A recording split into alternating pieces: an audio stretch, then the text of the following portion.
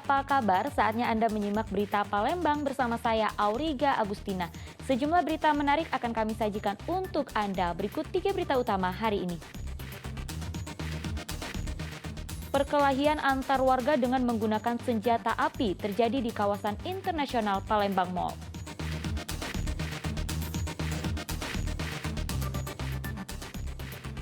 AKBP Dalizon dituntut 4 tahun penjara dalam sidang lanjutan kasus suap Dinas PUPR Kabupaten Musi Banyuasin.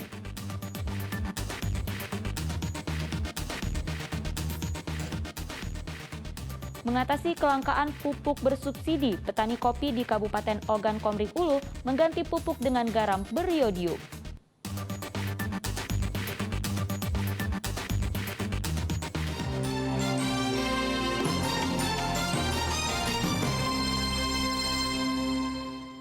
Kita awali informasi pertama, perkelahian antar warga menggunakan senjata api terjadi di kawasan internasional Palembang Mall. Pelaku emosi karena handphone miliknya yang baru saja diperbaiki justru menjadi rusak.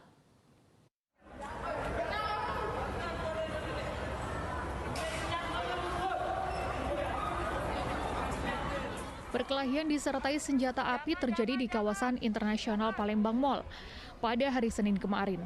Kejadian berlangsung pada pukul 15 waktu Indonesia bagian Barat di lantai dasar IP Mall. Kejadian bermula saat pelaku Angga mendatangi salah satu gerai handphone untuk melakukan perbaikan lantaran pelaku lupa password. Saat pelaku menerima handphonenya kembali, ternyata HP pelaku mengalami kerusakan dan membuat pelaku emosi hingga terjadilah perkelahian, serta mengancam korban dengan menggunakan senjata api. Aksi tersebut kemudian dilerai dan diamankan petugas keamanan serta warga yang berada di lokasi kejadian. Karena tersangka merasa tidak puas, dia cekcok mulut dulu dengan korban, kemudian menembakkan softgun ke atas. Berapa kali bang tembak itu? 1 kali. Jadi untuk setelah ditembakkan, tersangka kemudian memukulkan softgun tersebut ke kepala korban sehingga menimbulkan luka lecet. Menurut pengakuan pelaku, Angga, senjata api itu jenis softgun ia beli saat menjadi anggota Perbakin dengan alasan untuk jaga diri, khususnya dari pelaku begal. Ya karena HP ku ditukar itu kan, HP kan bagus HP-nya. Oh. HP apa? HP iPhone. HP iPhone. Iya. Ditukarnya? Dalamnya? Iya hancur HP-nya tuh. Nggak, ini atau susah baterainya itu, atau? nyalanya susah. Kalau memang nak beli HP? Iya. Jadi masalahnya Iya. HP masalah. HP-nya tuh kan cuma lupa kuncinya Pak, sandinya Pak ya. Tiba-tiba HP-nya udah hidup. Atas perbuatannya pelaku dijerat dengan pasal 351 KUH Pidana, penjara paling lama 2 tahun. Yanuar Ihrom melaporkan dari Kota Palembang.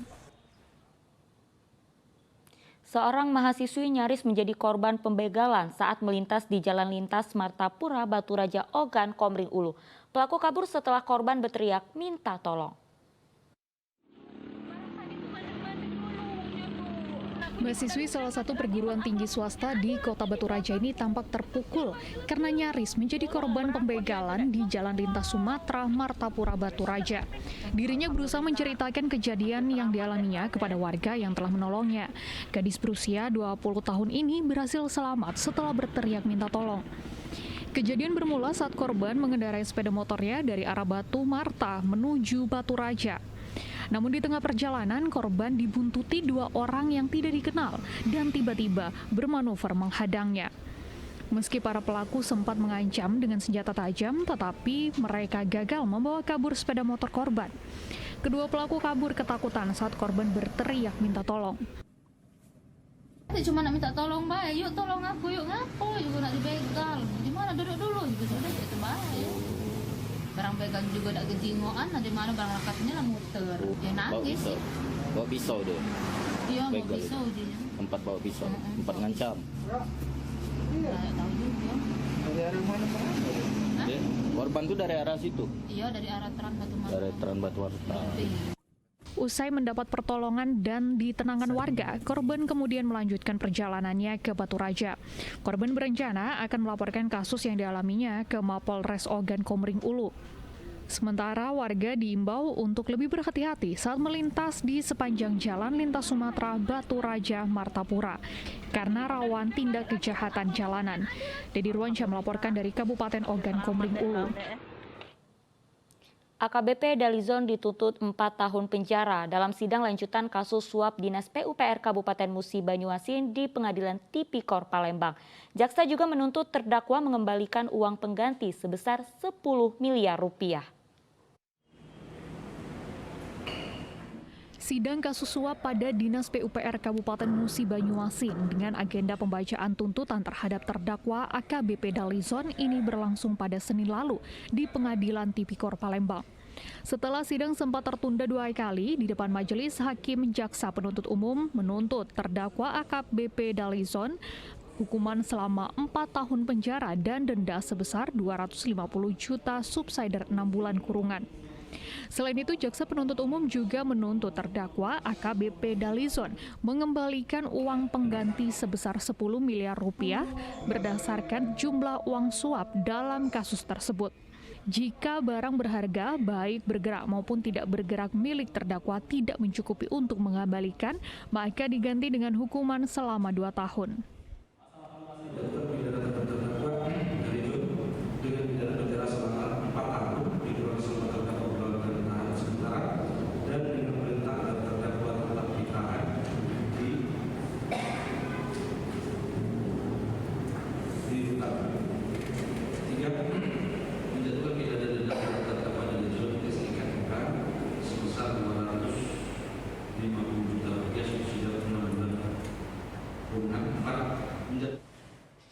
Atas tuntutan JPU ini, terdakwa AKBP Dalizon melalui kuasa hukumnya mengaku keberatan karena uang suap sebesar 10 miliar rupiah tidak hanya untuk dirinya sendiri.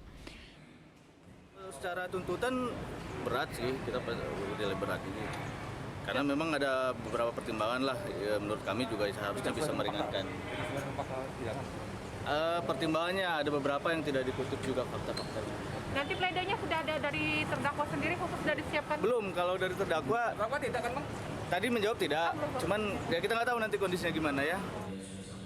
Sidang akan dilanjutkan dengan agenda pembacaan pledoi oleh terdakwa yang akan digelar pada 5 Oktober mendatang. Yanuar Ihrom melaporkan dari Kota Palembang. Informasi lainnya, keluarga mantan anggota DPRD Sumsel Sakim Nanda Budi Setiawan mengajukan permohonan gelar ulang perkara ke Kejaksaan Tinggi Sumatera Selatan. Sebelumnya mantan politisi PDIP itu ditetapkan sebagai tersangka atas kasus tindak pidana penadahan sertifikat tanah.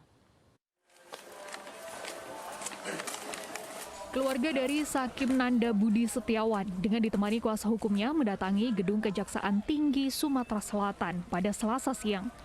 Mereka bermaksud hendak mengajukan permohonan gelar ulang perkara yang disangkakan terhadap Sakim.